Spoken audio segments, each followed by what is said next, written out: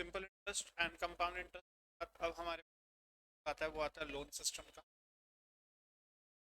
आती हैं पे करना है या रिकरिंग डिपॉजिट्स या पोस्ट। इसमें हम देखो, अब जो टॉपिक है, the topic name is annuity. अगर हम एन्यूटी के बारे में बात करें तो एन्यूटी की दो बेसिक चीजें, फिक्स चीजें। पहला सबसे फर्स्ट जो हमारी कंडीशन आती है कि उसमें फिक्स इंस्टॉलमेंट होती है।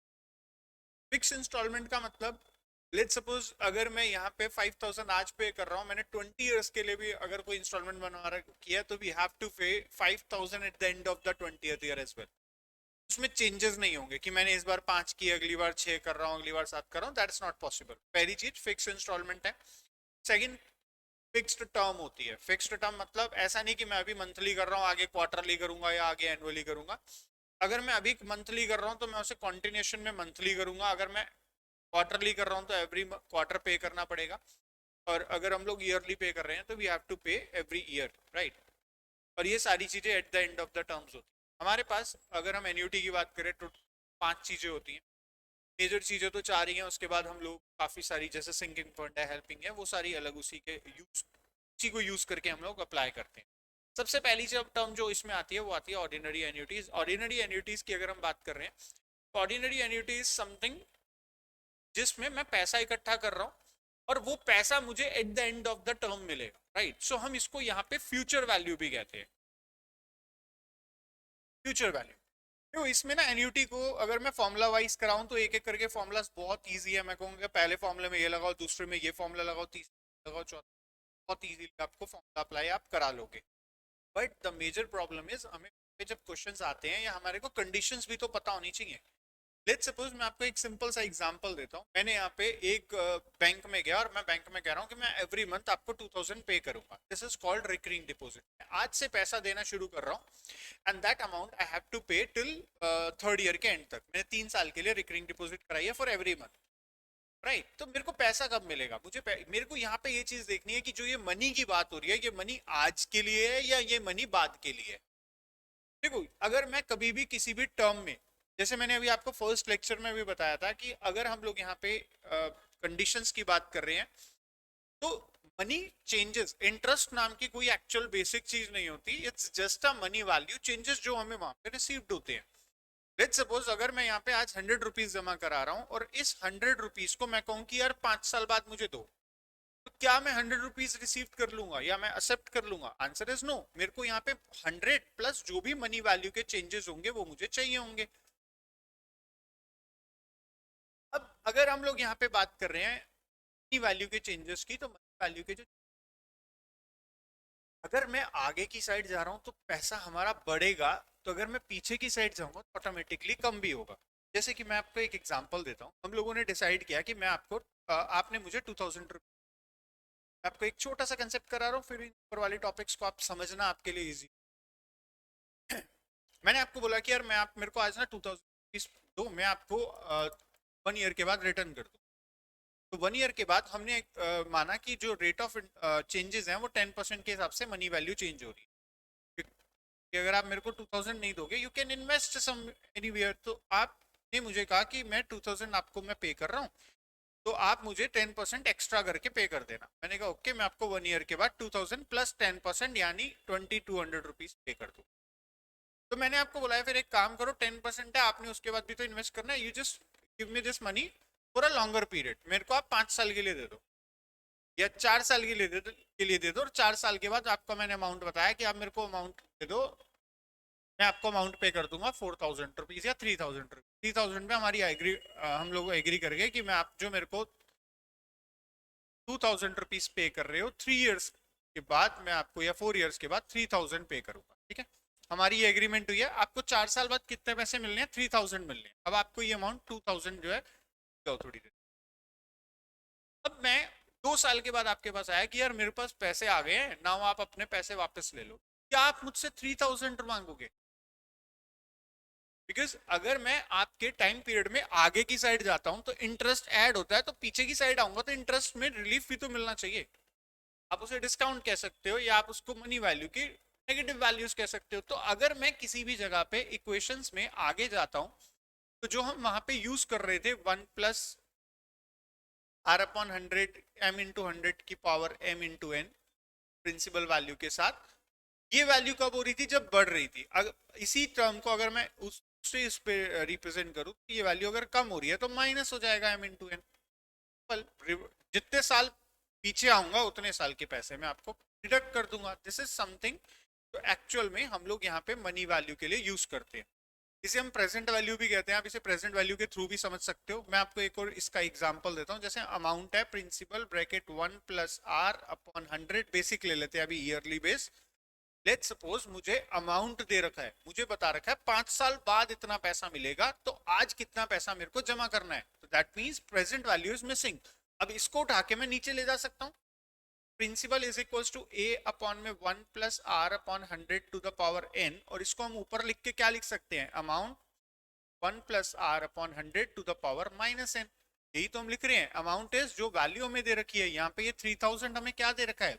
अमाउंट ही तो दे रखा है जो मुझे आपको रिटर्न करना था, राइट। सो पावर क्या हो जाती है? नेगेटिव हो जाती है। पूरा प्रेजेंट वैल्यू कंसेप्ट ये याद रखना कि अगर आप आगे जा रहे हो तो पावर प्लस आ रही है, अगर आप पीछे आओगे तो पावर माइनस को रिप्रेजेंट करेगी। अब आते हैं वापस annuity. We have total 4 types of annuity, जिसमें सबसे पहली है फ्यूचर वैल्यू।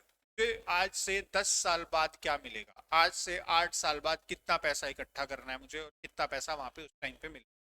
सेकेंड आती है प्रेजेंट वैल्यू। प्रेजेंट वैल्यू का मतलब है आज की डेट पे कितना पैसा बचा हुआ। आज की डेट की बात कर रहे हैं तो क्या आ जाएगा? Present value. एन्युटी ड्यू पे अभी थोड़ा सा लेट, और इन पे लेट डिस्कस करते हैं। इन दो टॉपिक्स को भी पहले हम लोग सॉल्व करते हैं, future value and present value को। देखो मुझे यहाँ पे लेट्स सपोज हमने डिसाइड किया कि हम 1000 रुपीज एवरी ईयर डिपॉजिट करने वाले। इस साल भी 1000, अगले साल भी 1000, अगले साल भी 1000, अगले साल भी 1000 एंड सो ऑन। कब तक? 10 ईयर्स तक। अच्छा मुझे एक बात बताओ, मुझे जो पहला मैंने 1000 पे किया और जो लास्ट 1000 मैं पे करूंगा, क्या उस पे इंटरेस्ट सेम मिलना चाहिए? Answer is no. इस पे मुझे 10 साल के लिए मिलना चाहिए, उस पे मुझे सिर्फ 1 साल के लिए मिलना चाहिए। या अगले के लिए सेकंड की बात करूंगा तो 9 ईयर के लिए, अगले के लिए 8 ईयर के लिए, सब पे इंटरेस्ट मुझे डिफरेंट मिलना चाहिए।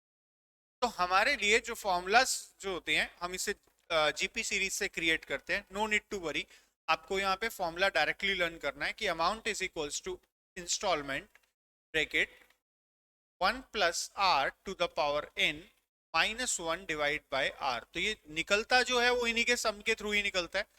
तो आप लोगों को इसमें कुछ ज्यादा लर्न करने की जरूरत नहीं है। You can directly use this formula. अब इस फॉर्मूले को थोड़ा सा ओपन करते हैं, एक्सप्लेन करते हैं।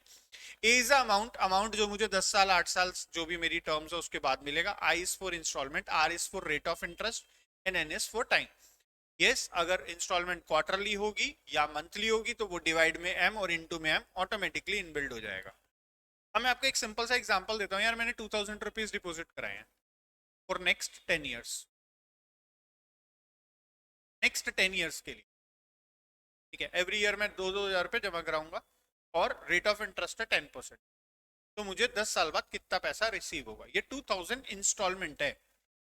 कंपाउंड इंटरेस्ट में और एन्युटी में सिर्फ यही फर्क होता है कि वहां पे एक ही बार अमाउंट डिपॉजिट किया जाता है और उसी अमाउंट पे हमें इंटरेस्ट मिलता है और इंटरेस्ट पे इंटरेस्ट मिलता है। यहाँ पे ऐसा है कि हम हर ईयर के बाद 2000 और डालते जाएंगे। This is called recurring deposit. आप लोगों के पेरेंट्स वगैरह ने डिपॉजिट करा रखा होगा वो वाला अमाउंट। अगर हम लोग बात करें तो पोस्ट ऑफिस स्कीम्स ले रखी होंगी, रिकरिंग डिपॉजिट्स ले रखे होंगे जिसमें एक पर्टिकुलर इंस्टॉलमेंट्स आपकी जाती है।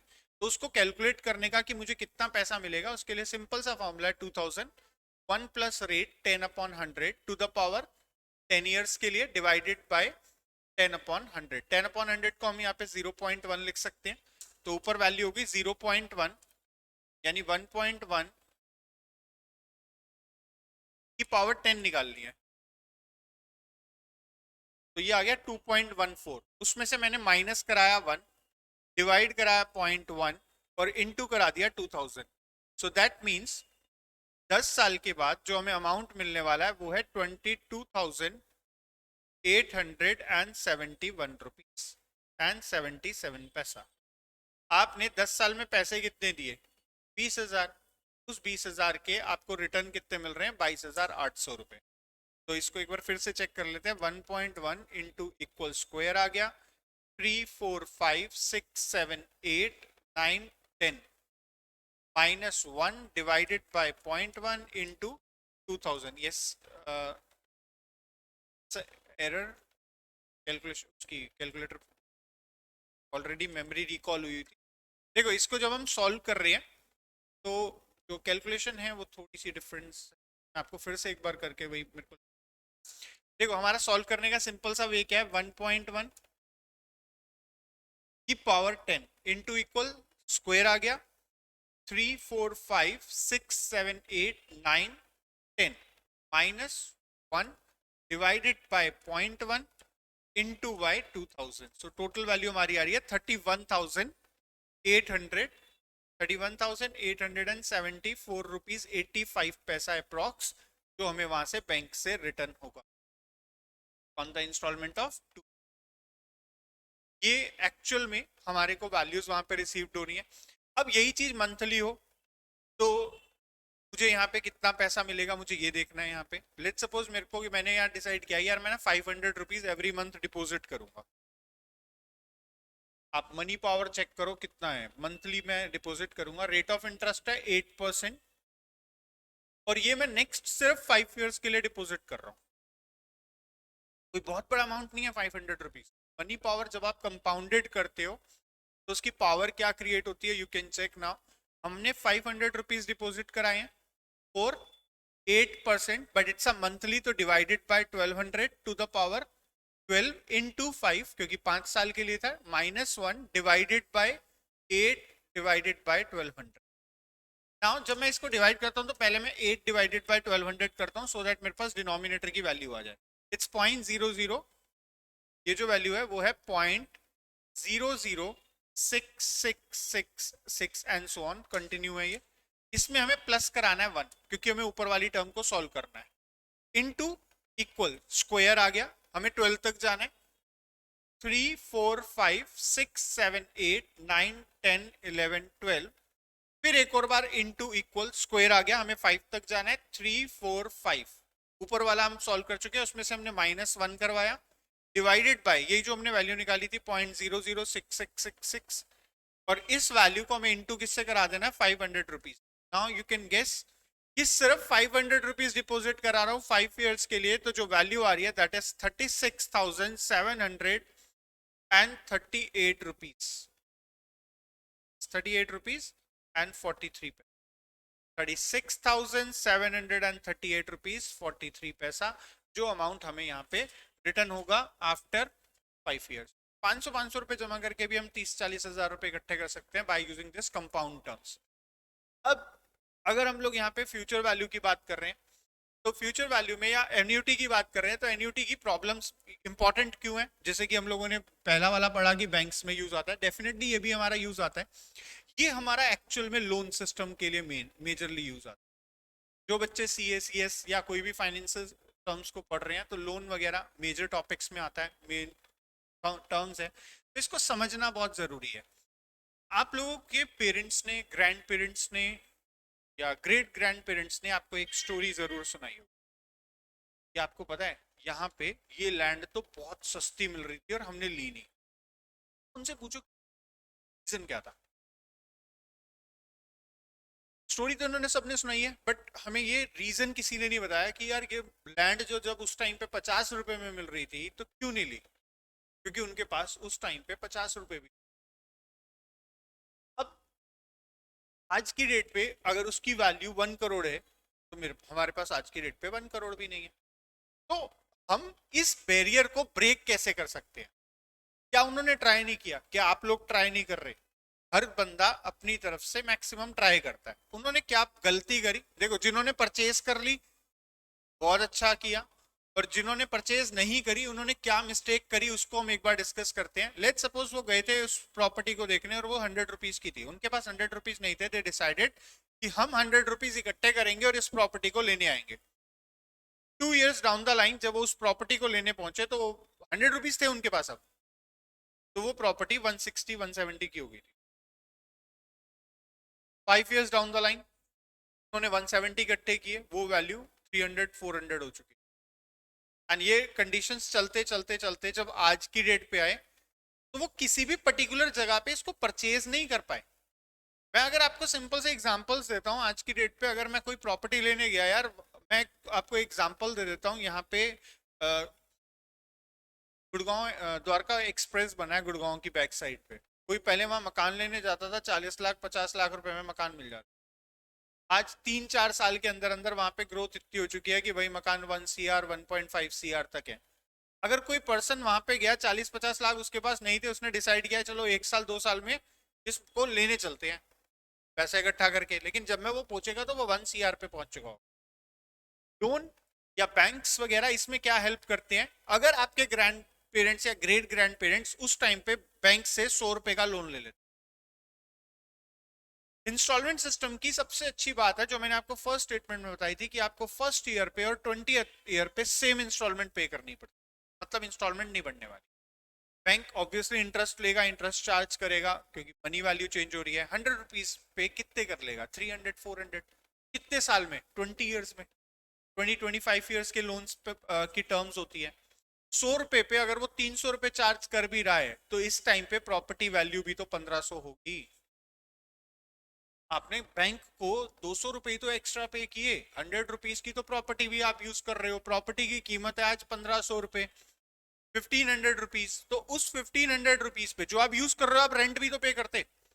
मैंने अभी काफी सारे इन्फ्लुएंसर्स वगैरह के बारे में और काफी सारे यहाँ पे लोगों की रील्स देखी। वो कहते हैं यार तुम बेवकूफ हो जो तुम मकान खरीद के रह रहे हो, रेंट पे रहो।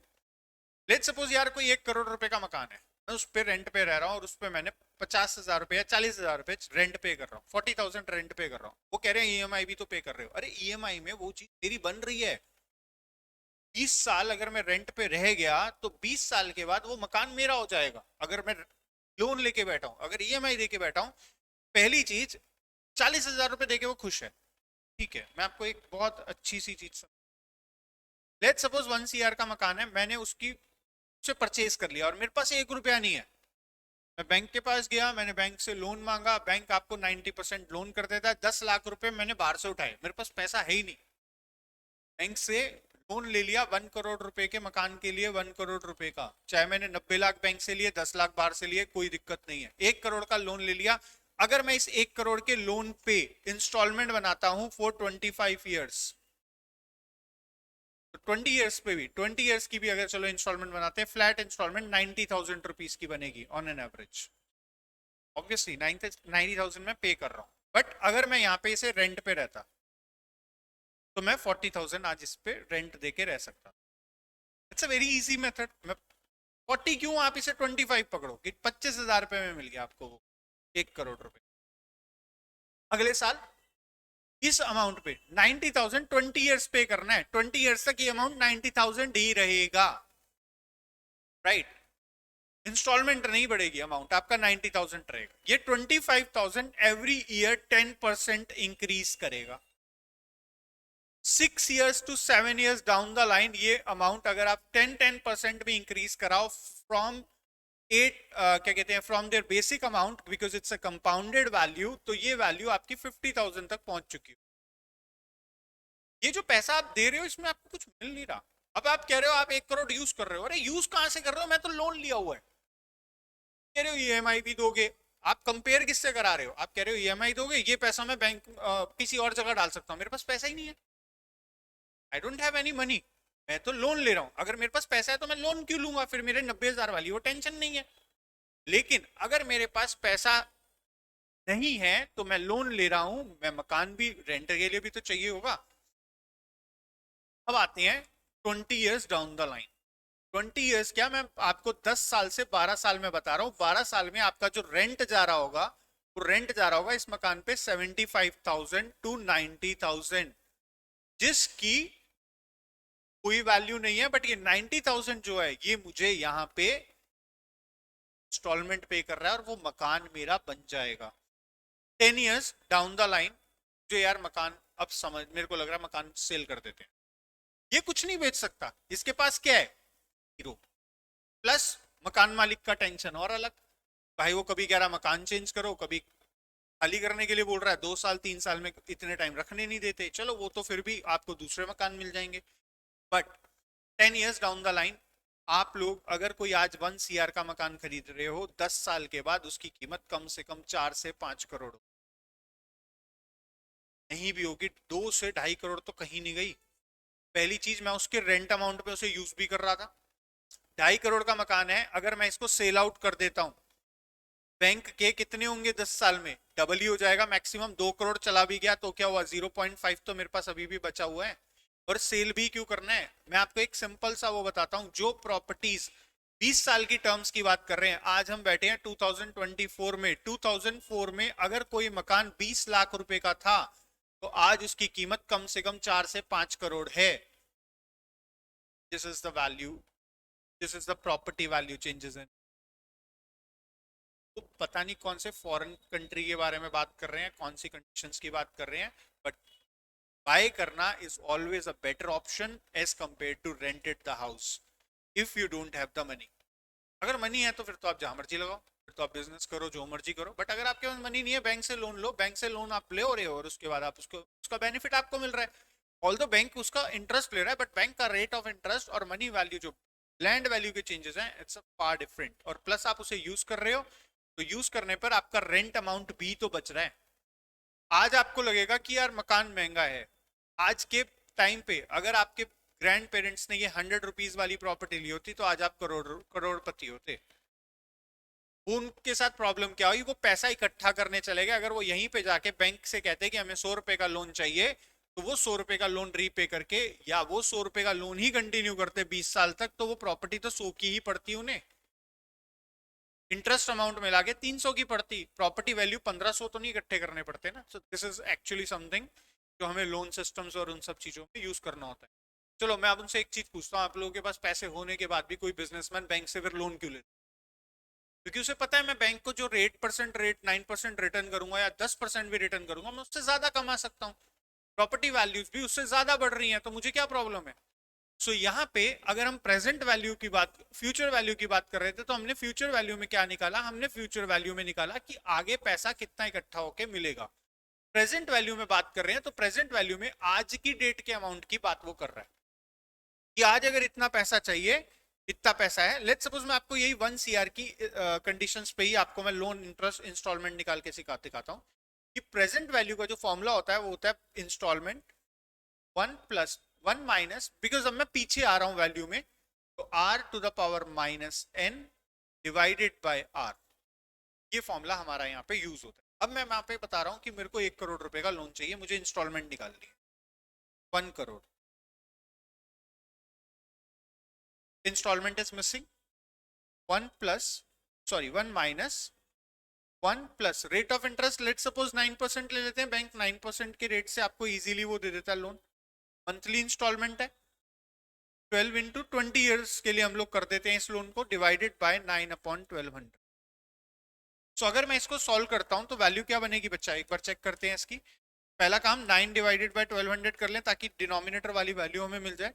तो that is 0.0075 + 1 into equal square आ गया 3 4 5 6 7 8 9 10 11 12 इंटू इक्वल अगेन स्क्वायर आ गया 3 4 इंटू इक्वल स्क्वायर आ गया 3 4 5। ये हमने ऊपर वाली वैल्यू सॉल्व कर दी। अब इसे नेगेटिव करना है। नेगेटिव करने के लिए क्या होता है, डिवाइड इक्वल। डिवाइड इक्वल का मतलब हो गया वो नेगेटिव वैल्यू होगी, पावर जो नेगेटिव थी उसको करने के लिए। अब इस वैल्यू को नेगेटिव करने के लिए हमारे पास एक प्लस माइनस का सिंबल होता है, उसमें हमने प्लस करवा दिया 1 और इस वैल्यू को डिवाइड कराया 0.0075 से। सो वैल्यू आ रही है हमारी 111.145, जिसको हमें वहां जाके डिवाइड कराना है किससे, 1 करोड़ से।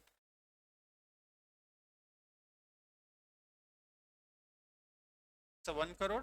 तो हमारी जो इंस्टॉलमेंट आ रही है इट्स 89,972 रुपीज एंड 59 पैसा अप्रॉक्स। तो मतलब वही जो मैंने आपको बताया था, अप्रोक्सीमेट 90,000 के राउंड में। मैंने आपको बोला ही था कि 90,000 के राउंड में आपकी वो आएगी इंस्टॉलमेंट फॉर 20 ईयर्स। हाँ, अब आपको लग रहा है 90,000 तो बहुत ज्यादा है, हर महीने 90,000 नहीं निकाल सकते, या कई महीने ऐसे हो सकते हैं जिसमें हम लोगों के 90,000 के अमाउंट निकलना मुश्किल है, तो आप इस 20 ईयर्स को 25 ईयर्स कर दो।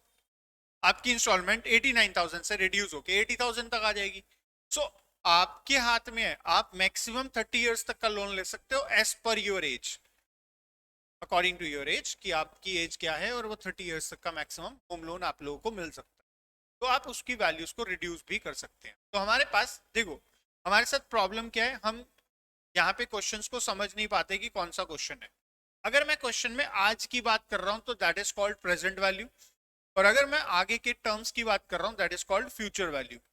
प्रेजेंट वैल्यू पे हमारा जो फॉर्मूला यूज होता है वो होता है installment bracket, sorry installment into present value is equals to installment into 1 minus 1 plus R की power minus N divided by are.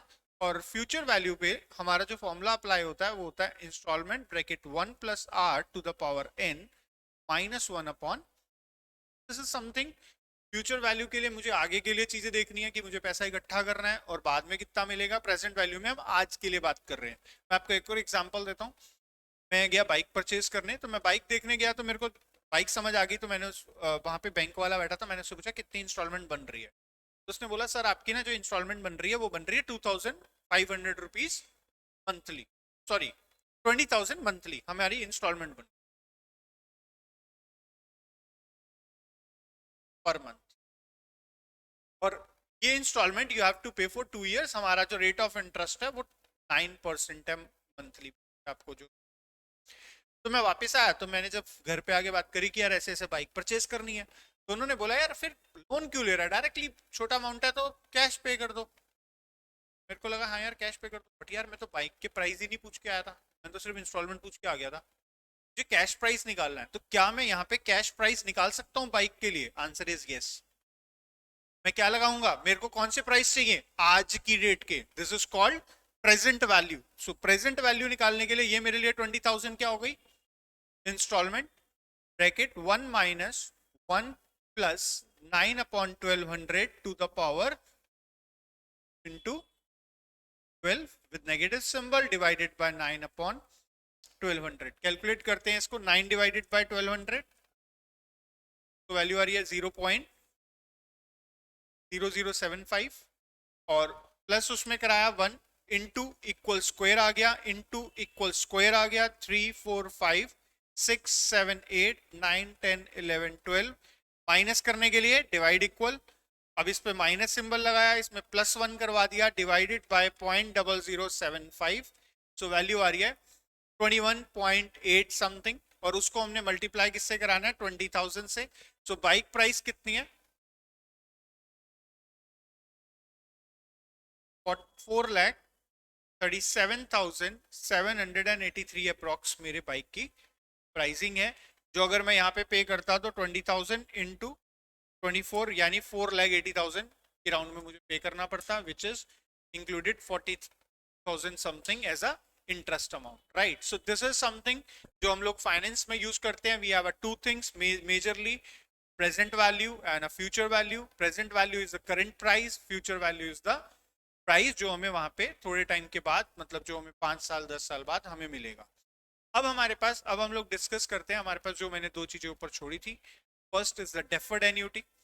देखो डेफर्ड एन्यूटी की अगर हम बात कर रहे हैं तो deferred annuity is the mixture of two things. Let's suppose मैं एजुकेशन लोन की बात करता हूँ, मैंने 5 साल के लिए एजुकेशन लोन ले लिया, तो क्या मेरी जो इंस्टॉलमेंट है वो आज से शुरू होंगी? Answer is no. मैंने लोन कहाँ पे लिया, इस जगह पे। लोन की इंस्टॉलमेंट स्टार्ट हो रही है 5 इयर्स के बाद, और अगले 12 साल तक मुझे और पे करना है, यानी टोटल 17 इयर्स तक आगे का नेक्स्ट पेमेंट प्लान। अब एजुकेशन लोन है, मैंने जो लोन लिया है वो 12 लाख रुपए का लोन लिया, ठीक है। मैं चाह रहा हूं कि मेरे को यार इंस्टॉलमेंट पता चल जाए, मंथली इंस्टॉलमेंट या क्वार्टरली इंस्टॉलमेंट मेरी बन जाए फॉर 8% रेट ऑफ इंटरेस्ट से। अब मुझे एक चीज बताओ यार, बैंक ने मुझे 12 लाख रुपए पे किए हैं, पहले 5 साल उन्हें कुछ नहीं मिल रहा, तो क्या वो उस 5 साल में कुछ लेंगे मुझसे? Sir is yes. Money value के चेंजेस तो वो लेंगे लेंगे। किस रेट पे? 8% क्वार्टरली। और यहाँ पे कोई भी इंस्टॉलमेंट वगैरह तो नहीं है, तो यहाँ किस पे अप्लाई होगा? Compound interest. कंपाउंड इंटरेस्ट निकालने पर जो मैं इस जगह पे पहुंचूंगा, जो इसका अमाउंट होगा, वो मेरे लिए यहाँ की क्या होगी? प्रेजेंट वैल्यू, जिससे मैं यहाँ पे इसकी इंस्टॉलमेंट कैलकुलेट कर सकता हूँ। जैसे कि मुझे यहाँ पे अब इसी क्वेश्चन को अगर मैं सॉल्व करूँ तो मेरे लिए वैल्यू क्या होगी, सबसे पहले 12 लाख रुपए,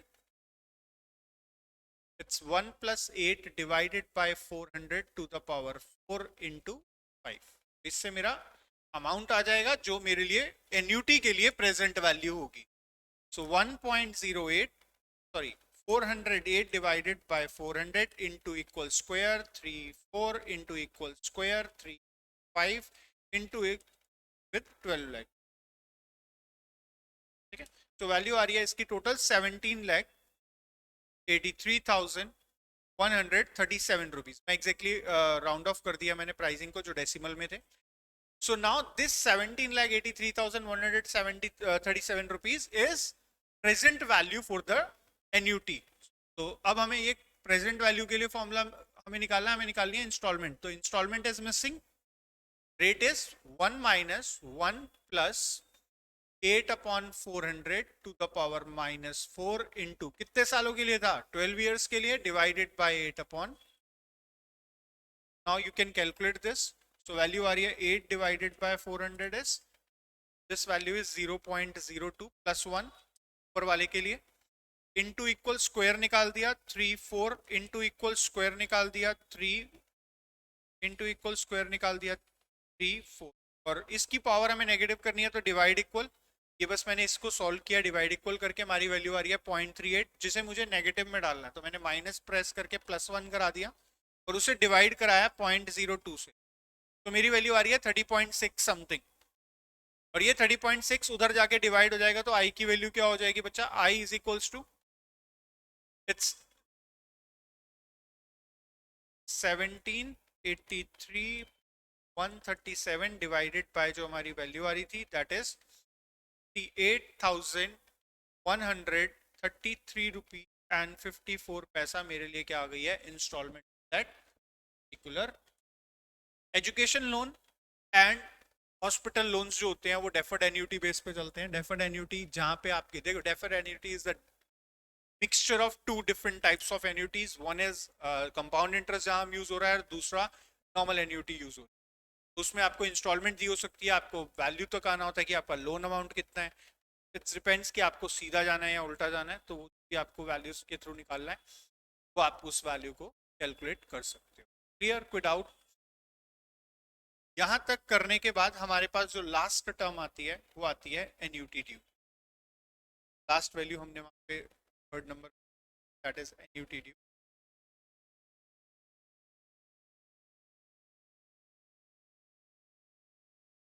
देखो एन्यूटी ड्यू में और नॉर्मल एन्यूटी में बस एक बहुत छोटा सा फर्क होता है, वो ये कि हम जो नॉर्मल एन्यूटीज ले रहे होते हैं उसकी जो इंस्टॉलमेंट होती है वो eight the end of the term होती है। लेट्स सपोज अगर मैंने मंथली इंस्टॉलमेंट ली हुई है तो मुझे 31st या 30th को पे करना होगा मंथ खत्म होने पर, और एन्यूटी ड्यू में मुझे पहली तारीख को पे करना होगा जब मैंने लोन लिया, यानी आज लिया तो मेरे को आज ही उसे फर्स्ट इंस्टॉलमेंट पे करनी होगी। तो एन्यूटी ड्यू में हमारे पास एक इंस्टॉलमेंट ऐड हो जाती है, जिसकी वजह से थोड़े से प्रेजेंट वैल्यू के और फ्यूचर वैल्यू में फॉर्मूलाज में थोड़ी सी चेंजेस आते हैं। फ्यूचर वैल्यू की अगर हम बात करें तो वो इक्वल हो जाता है installment bracket 1 + r to the power n + 1 -1 divided by r। ये हमने निकाला क्योंकि एक टर्म हमने बढ़ा दिया और एक इंस्टॉलमेंट उसमें कम पे करनी पड़ेगी क्योंकि हम एन ज्यादा लेके चल रहे हैं। मैंने इसे आर्टिफिशियल ईयर ऐड कर दिया, जैसे यहाँ पे करना था तो मैंने इसको प्रीवियस एक और मान लिया कि यहाँ पे मेरे को लोन मिला और ये वाली टर्म मैं एक्स्ट्रा पे कर रहा हूँ, तो टर्म बढ़ गई लेकिन एंड में हमें कुछ पे नहीं करना पड़ेगा, इसके लिए हमारी एक इंस्टॉलमेंट कम हो जाएगी।